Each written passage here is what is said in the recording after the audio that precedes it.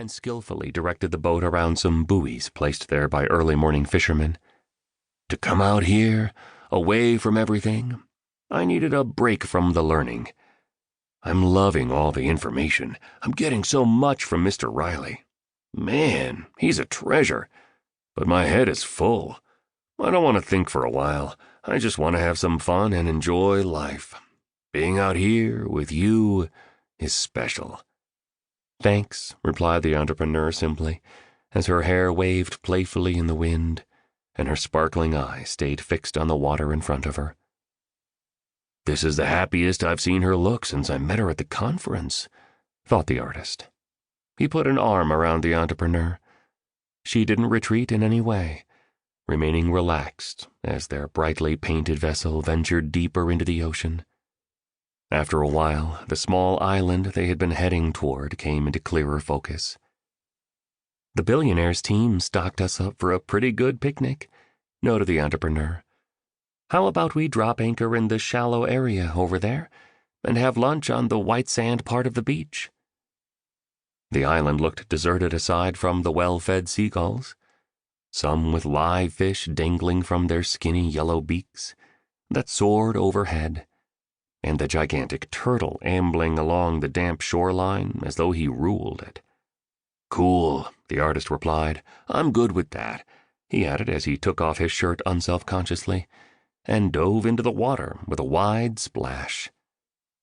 The delightful meal the two enjoyed consisted of grilled spicy prawn and a fresh mango salad, along with a humongous chunk of pecorino cheese flown in that morning from Italy. Watermelon mixed with pineapple and kiwi had been provided for dessert. The entrepreneur shared her longing to build one of the world's greatest companies as they savored the food and relaxed in that sanctuary of peaceful isolation. She spoke of her desire to build a genuine empire, and then, perhaps, to retire in style to the rustic side of Ibiza. She also confided even more of her pain childhood, from the terrible divorce of her parents to the depth of her trauma around the violent passage of her beloved father. She spoke in further detail of the series of failed relationships that had caused her to concentrate most of her time on her work, and the loneliness she felt when she wasn't in the process of advancing her business. Those weren't failed relationships, mused the artist as he munched joyfully on a chunk of watermelon. They made you who you are, right? And I really like who you are. Actually, said the artist candidly, I love who you are. He leaned over and kissed the entrepreneur. What took you so long to say that? She asked. I don't know. My confidence has been low for a long time, confessed the artist.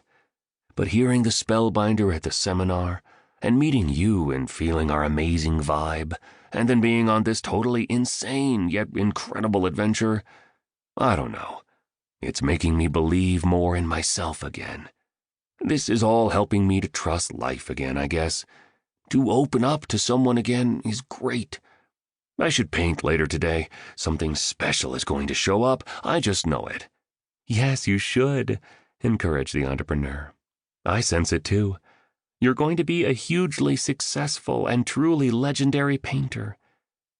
And then, after a lengthy pause, she added, I love you too, by the way. The romance of that moment being shared by the two new members of the 5 a.m. club was suddenly broken by the sound of loud hip-hop music. A figure could be seen in the water moving dazzlingly fast, zigzagging and then racing along straightaways.